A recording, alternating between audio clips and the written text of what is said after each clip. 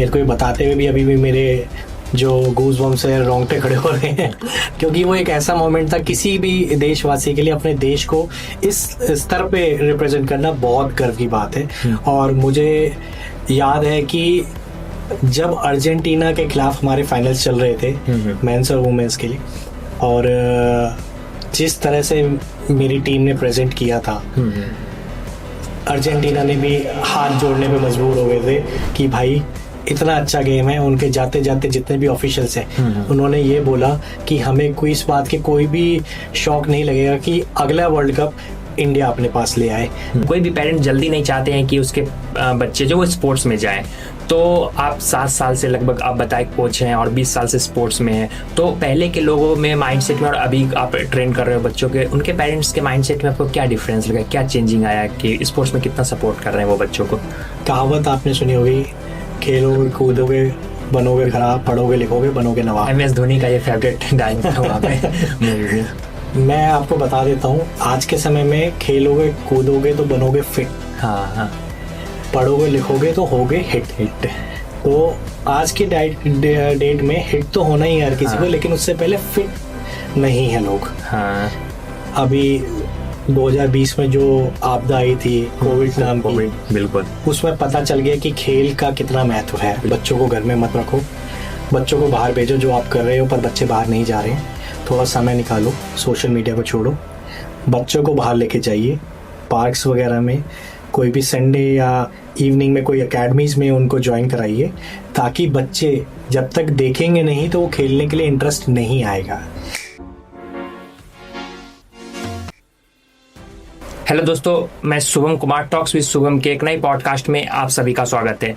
दोस्तों, आज का भी यह पॉडकास्ट काफ़ी खास और यूनिक होने वाला है, क्योंकि आज के हमारे जो गेस्ट हैं वो एक स्पोर्ट्स से जुड़े हुए हैं, जो एक इंटरनेशनल कोच हैं, जो सेस्टो प्लेयर के एक इंटरनेशनल कोच हैं, जिनके नेतृत्व में भारत 2023 में विश्व विजेता रही है। तो उनसे जानेंगे पूरी तरीके से इस गेम की वास्तविकता इस भारत में क्या है और इन्होंने किस तरीके से टीम को नेतृत्व करके एक इंटरनेशनल लेवल पे रिप्रेजेंट करवाया।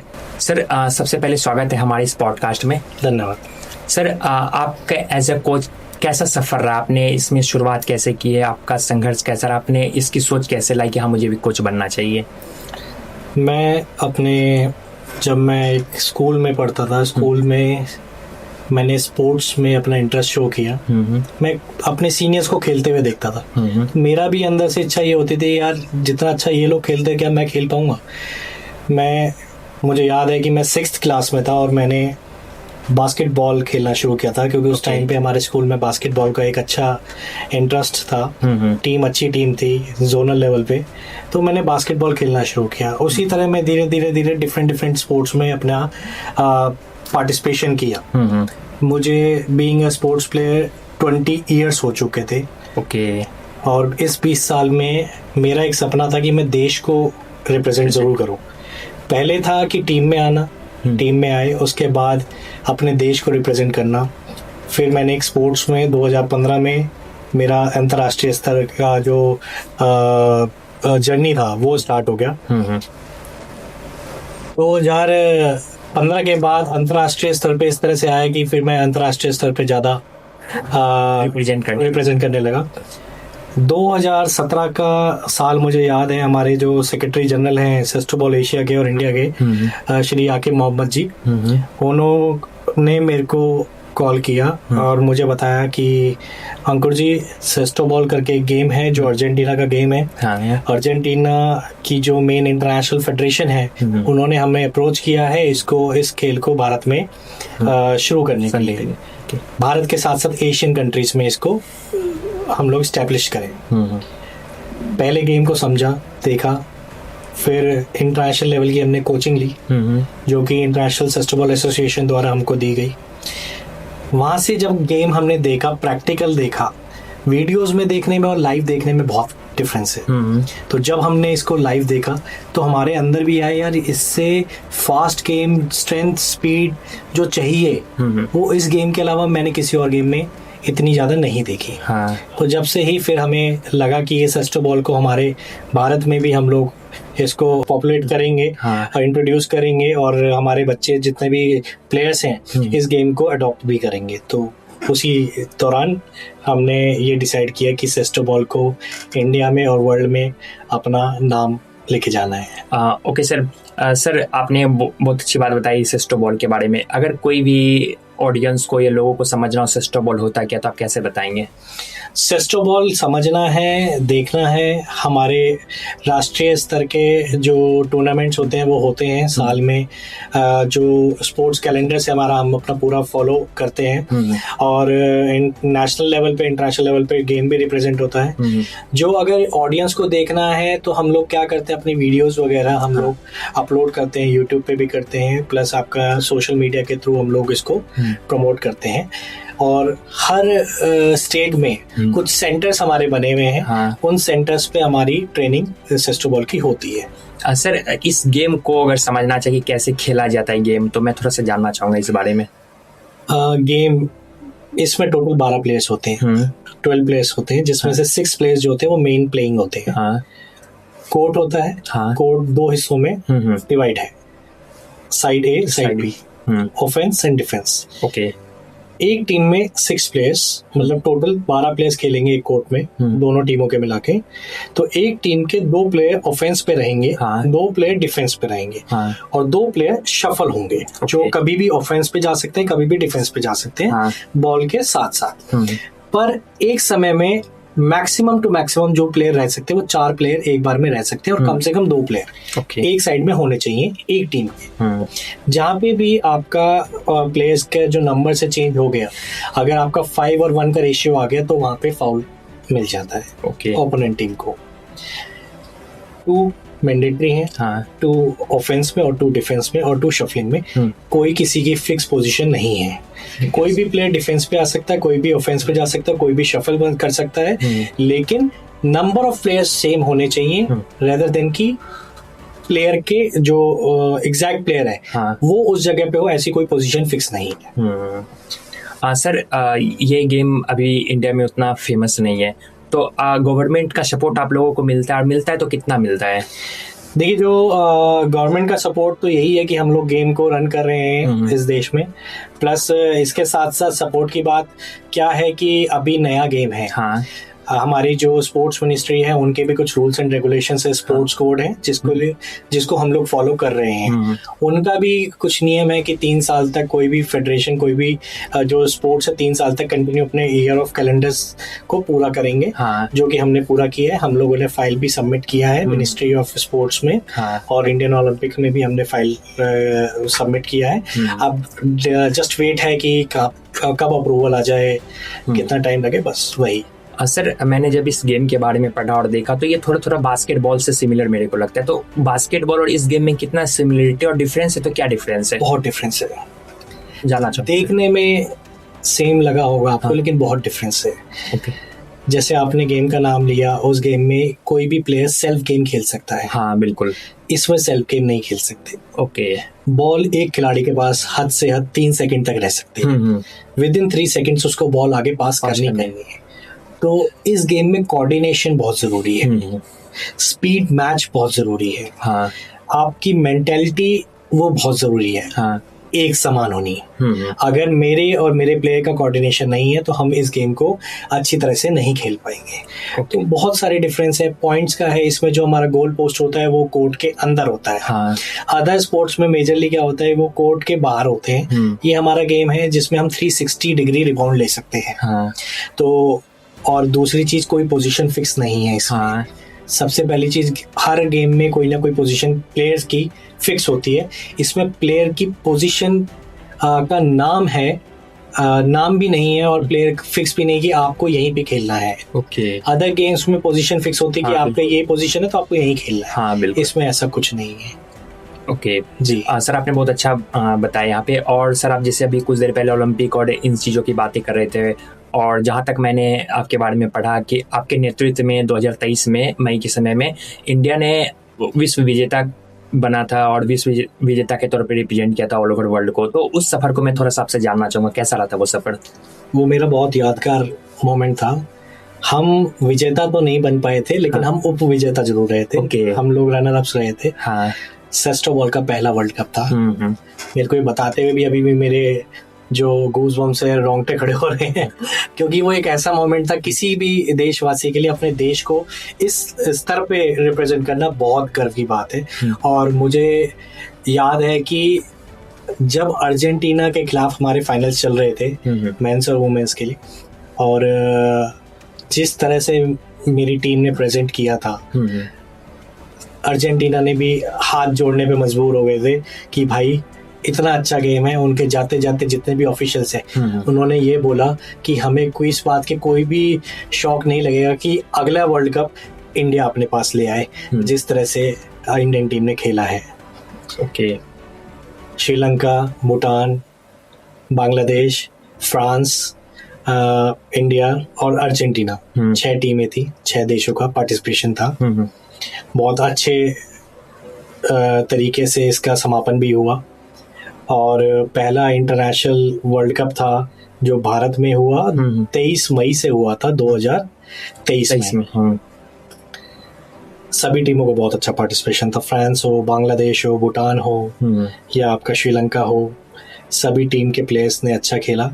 पर फाइनल्स में तो कोई 2 ही टीमें पहुंची। बिल्कुल, एक अर्जेंटीना, मेंस में भी वुमेन्स में भी, क्योंकि मेरा मानना है गेम वहीं से ओरिजिनेट हुआ है। हाँ बिल्कुल। तो ये स्वाभाविक था और ये हमें भी पता था कि अर्जेंटीना फाइनल्स तक पहुंचेगी, पर भारत पहुंचेगा इसकी किसी को उम्मीद नहीं थी। पर जो हमारे पुरुष टीम ने और महिला टीम ने अपना प्रदर्शन करते हुए फाइनल्स तक पहुंचे, वो हमारे लिए बहुत गर्व की बात है। मेरा मन भर आया था उस समय पे जब हम विनर तो नहीं रनर अप हुए थे। 2 कारण थे, एक कि हम विजेता नहीं बन पाए, इसका उदास सोचते हुए। सेकेंडली मुझे इस बात की खुशी थी कि हम लोग फाइनल्स तक पहुंचे पहले वर्ल्ड कप में, और ये इतिहास में लिखा जाएगा कि पहले सेस्टोबॉल के वर्ल्ड कप में अर्जेंटीना के खिलाफ भारत की दोनों टीमें थी जिन्होंने अपने देश को रिप्रेजेंट करते हुए फाइनल्स में पहुंचे।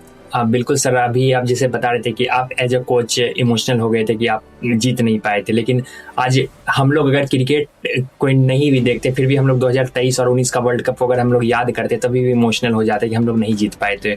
तो मैं समझ सकता हूँ कि एज अ कोच आपको क्या फीलिंग हो रही होगी और अभी तक क्या फील होती होगी। जी सर, अभी इस गेम को उतना एक्सप्लोरेशन नहीं मिल पा रहा है, तो आप लोग क्या ट्राई कर रहे हैं कि इस गेम को और कैसे बढ़ावा मिला है?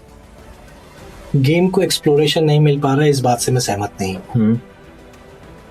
हमारे पहले नेशनल में 28 राज्यों ने पार्टिसिपेशन किया था फर्स्ट नेशनल में, जो कि एक बहुत मतलब अपने में ही एक क्या कह सकते हैं इस चीज को कि बहुत प्राउड है, प्राउड मोमेंट था कि फर्स्ट नेशनल में। और हमारा सीनियर नेशनल्स हो, जूनियर हो, सब जूनियर हो, हमारे एक नेशनल में कम से कम नाना करते भी 25 राज्यों की टीमों का पार्टिसिपेशन होता है। तो अगर 25 राज्यों की टीमों का पार्टिसिपेशन हो रहा है, इसका मतलब ये नहीं कह सकते कि हमारे को इस गेम में, जनता में इसका इंटरेस्ट नहीं आ रहा है।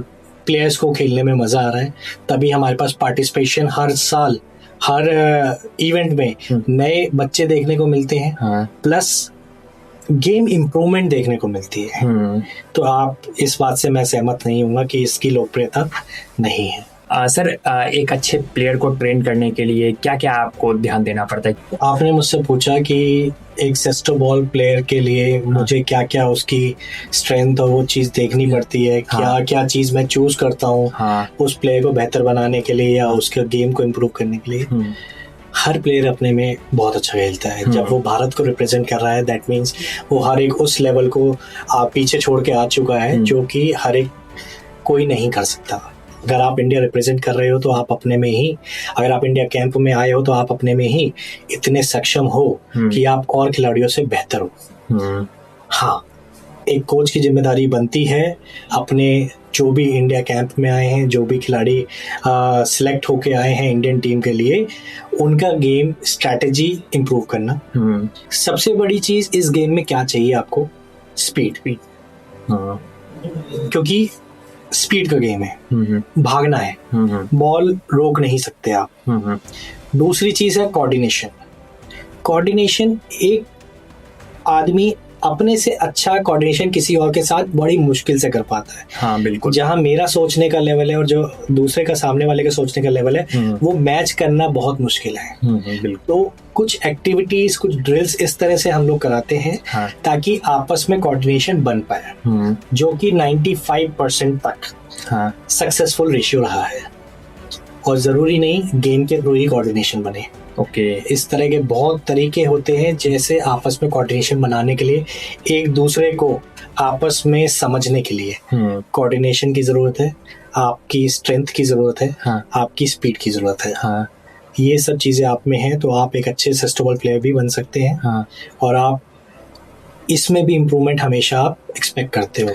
सर आपने बताया कोऑर्डिनेशन प्लेयर के बीच होना चाहिए, तो कोऑर्डिनेशन बनाने के लिए सर आप क्या प्रैक्टिस करवाते हैं बच्चों को? पहली बात तो सबसे बड़ा बैरियर आता है जब आप इंडिया रिप्रेजेंट कर रहे हो। हमारे देश में कितने राज्य हैं, कितने यूटीज हैं, हर एक राज्य से अलग अलग राज्य से प्लेयर्स आते हैं। सबसे बड़ा चैलेंज आता है उनको लैंग्वेज बैरियर, कि मैं हिंदी नहीं बोल सकता, मैं इंग्लिश नहीं बोल सकता, मैं अदर लोकल जो हमारे रीजनल लैंग्वेजेस है वो नहीं बोल सकता। बिल्कुल। मैं कहता हूँ मत बोलो, आप अपनी लैंग्वेज बोलो, सामने वाले को समझना है वो आप क्या कहना चाहते हैं। सिग्नल्स के थ्रू। सिग्नल जरूरी नहीं, बात करने से। मेरे को अगर आपकी बात समझनी है तो मुझे समझनी है और आपको मुझे समझानी है। तो आपसे मैं जितना बात करूंगा उतना ज्यादा मैं आपको समझ पाऊंगा। तो उनके सेशंस होते हैं, जो उनका प्लेयर्स के रूम्स वगैरह होते हैं, हम लोग उनको बोलते हैं। मैं ये बोलता हूँ कि आप 1 घंटा आपस में बैठ के डिस्कशन करो। लैंग्वेज कभी भी बैरियर नहीं हो सकता। बिल्कुल। माइंड कनेक्शन, हार्ट कनेक्शन होना चाहिए दूसरे की बात समझने के लिए। बिल्कुल। समझ रहे हैं? तो उस चीज के लिए स्किल्स क्या होती है कि आप आपस में बात करो। जितना ज्यादा आप बात करोगे उतना अच्छा कोऑर्डिनेशन आपका आएगा। और सिर्फ चीज बोल के नहीं होती, आंखों से भी कोऑर्डिनेशन होता है। वो कहते हैं ना, वो आंखों ही आंखों में इशारा हो गया। आपने गाना सुना होगा। बिल्कुल। तो ऐसे वो बात सही है, आंखों आंखों में इशारे से ही एक दूसरे को भी समझा जाता है। बिल्कुल। सर हमने गेम की बात की और मैं थोड़ा सा इस आउट ऑफ द बॉक्स जाना चाहूँगा। आप एक इंटरनेशनल कोच है। आज इंडिया में हर पेरेंट्स का एक ड्रीम होता है कि उसके बच्चे IAS IPS डॉक्टर इंजीनियर बने, लेकिन कोई भी पेरेंट्स जल्दी नहीं चाहते हैं कि उसके बच्चे जो वो स्पोर्ट्स में जाएं। तो आप 7 साल से लगभग आप बताए कोच हैं और 20 साल से स्पोर्ट्स में हैं, तो पहले के लोगों में माइंडसेट में और अभी आप ट्रेन कर रहे हो बच्चों के, उनके पेरेंट्स के माइंडसेट में आपको क्या डिफरेंस लगा, क्या चेंजिंग आया कि स्पोर्ट्स में कितना सपोर्ट कर रहे हैं वो बच्चों को? बहुत डिफरेंस है। पहले कहावत आपने सुनी होगी, खेलोगे कूदोगे बनोगे खराब, पढ़ोगे लिखोगे बनोगे नवाब। MS धोनी का ये फेवरेट डायलॉग है वहाँ पे। मैं आपको बता देता हूँ, आज के समय में खेलोगे कूदोगे तो बनोगे फिट, पढ़ोगे लिखोगे तो होगे हिट। तो आज की डेट में हिट तो होना ही है हर किसी को, लेकिन उससे पहले फिट नहीं है लोग। अभी 2020 में जो आपदा आई थी कोविड नाम की, बिल्कुल, उसमें पता चल गया कि खेल का कितना महत्व है। बिल्कुल। जो लोग फिजिकली फिट हैं वो अच्छे से उसको वो समय को, इम्यूनिटी इतनी स्ट्रांग थी कि उसको समय को इजीली उन्होंने पार कर लिया। बिल्कुल। इम्यूनिटी स्ट्रांग होती है आपके स्पोर्ट्स से, स्पोर्ट्स फिटनेस से। तो अब आप समझ जाइए कि 2020 के बाद लोगों का माइंडसेट कितना चेंज हो गया है। पेरेंट्स का, मैं भी एक पेरेंट हूँ, पर आज की जनरेशन में एक परेशानी जरूर है, बच्चों को पैम्पर बहुत करते हैं। बिल्कुल। और पहले कहते थे घर से बाहर जाओ, बच्चों को पहले ये नहीं कहते थे कि घर से बाहर जाओ, घर में आ जाओ। क्यों? क्योंकि पहले हमारे पास इतने रिसोर्सेज नहीं होते थे। बिल्कुल। आज की डेट में क्या कहते हैं पेरेंट्स की, घर के बाहर जाओ। क्योंकि जब वो घर के अंदर बुलाया तो घर के अंदर तो आ गए, फिर रिसोर्सेज इतने ज्यादा मिल गए कि वो घर से बाहर ही नहीं जा रहे। बिल्कुल। आज मोबाइल फोन हो गए, मोबाइल है, लैपटॉप्स है, इंटरनेट है, मतलब सोशल मीडिया इतना कैप्चर कर लिया ना लोगों को। बिल्कुल। बच्चे ही नहीं बड़े भी, बिल्कुल, बड़े ही नहीं बच्चे भी, सबको अपने इसमें जाल में ऐसा फंसा लिया है। तो हम तो ये कहते हैं, हमारे एक मित्र हैं श्री लिरिल बंसल जी, उन्होंने क्या बोला है, उन्होंने ये बोला है फोन से नाता तोड़ो, खेल से नाता जोड़ो। वो ये कहते हैं हर बार हर किसी से कि भाई बच्चों की फिटनेस ही नहीं है आज की डेट में, इम्यूनिटी ही नहीं है। इम्यूनिटी को स्ट्रांग करेंगे जब वो फिटनेस करेंगे। जरूरी नहीं खेलो, हाँ एक्सरसाइज करो, बिल्कुल आप फिट रहो। पर जो आपने मुझसे अभी क्वेश्चन पूछा कि पहले कहते थे कि आईएएस बनेंगे, डॉक्टर बनेंगे, इंजीनियर बनाएंगे, स्पोर्ट्स पर्सन कोई नहीं बनाना चाहता था। आज भी माइंडसेट वैसा ही है। हाँ। आज भी लोग अपने बच्चे को स्पोर्ट्स में नहीं जाना चाहते क्योंकि स्पोर्ट्स में करियर नहीं देखते। हाँ बिल्कुल। पर जो आज के समय में हमारी सरकार इतना इनिशिएटिव ले रही है, खेलों को बढ़ावा दे रही है, तो मैं चाह रहा हूँ और मैं ये मानता भी हूँ कि थोड़ा थोड़ा जो रुझान है, जो इंटरेस्ट है, वो खेलों की तरफ बढ़ रहा है, पेरेंट्स का भी और बच्चों का भी। तो जो कंपटीशन देख रहे हैं कि इंडिया स्पोर्ट्स में एक इंटरनेशनल लेवल पे वर्ल्ड कप हो, ओलंपिक हो, कॉमनवेल्थ हो, एशियन गेम्स हो, अपने परफॉर्मेंस में इम्प्रूवमेंट हो रही है, मेडल्स में इम्प्रूवमेंट हो रही है, तो इंटरेस्ट भी बढ़ रहा है। बिल्कुल सर। और अभी जिस तरीके से अभी एक क्रिकेट के काफ़ी ज़्यादा कम एज के एक प्लेयर हैं वैभव सूर्यवंशी, बिहार से बिलोंग करते हैं, उनके पेरेंट्स ने भी जब तक सपोर्ट किया काफ़ी ज़्यादा, तो आज वो इस लेवल पे हैं। और सर मैं थोड़ा स्पोर्ट्स से मेरा भी जुड़ाव रहा है। मैं बताना चाहूँगा कि मैंने डिस्ट्रिक्ट लेवल से क्रिकेट भी खेला हुआ है और स्टेट लेवल से चेस वगैरह का भी प्लेयर रहा हूँ मैं, तो स्पोर्ट्स से जुड़ाव रहा है और मैं इस चीज़ को अच्छे से रिलेट कर पा रहा हूँ कि कोविड के टाइम जो एनर्जी फील होती थी, स्पोर्ट्स आप खेलते हो, इम्यूनिटीज़ बढ़ती है, तो वो काफ़ी काम आते हैं आपके, और आपकी एनर्जी कहने की पोटेंशियल बढ़ती है उससे आप। सर मेरा अगला सवाल है कि आप सेस्टो बॉल का फ्यूचर क्या देखते हो इंडिया में आने वाले 5 सालों में? मुझे तो ऐसा लग रहा आप मेरे को किसी जॉब का इंटरव्यू कर रहे हो कि अगले 5 साल में आप अपने आप को इस कंपनी में कहाँ देखते हो। देखिए सर, फ्यूचर देखो, सक्सेस ना लाइफ में आपको मिलती है। आप अपने बचपन से आज तक की स्टोरी देख लो। हाँ। आप ये कहते हो कि मेरे को अपने जीवन में सक्सेस नहीं मिली, हाँ, बहुत गलत। हर इंसान इस दुनिया में आया है, वो अपने आप को सक्सेसफुल मानता है नहीं मानता वो उसकी सोच है। हाँ। पर अगर आप अपनी जर्नी देखोगे पिछले 10 साल की, हाँ, 10 साल पहले कहाँ थे और आज कहाँ हो, हाँ, सक्सेस आप होते ही हो। हाँ बिल्कुल। सेस्टो बॉल भी आज एक छोटा बेबी है। हाँ। अभी उसकी क्या कहते हैं, परवरिश चल रही है। हाँ। जब वो बड़ा होगा वो खुद कमाएगा, खुद अपना नाम इतना कर लेगा कि उसको सक्सेस मिलेगी। बिल्कुल। तो मेरा मानना यही है, अगले 5 साल हो या 50 साल हो, सेस्टो बॉल भी एक उस रेप्यूटेटेड जगह पे होगा, हाँ, जहाँ अदर स्पोर्ट्स आज की डेट में है।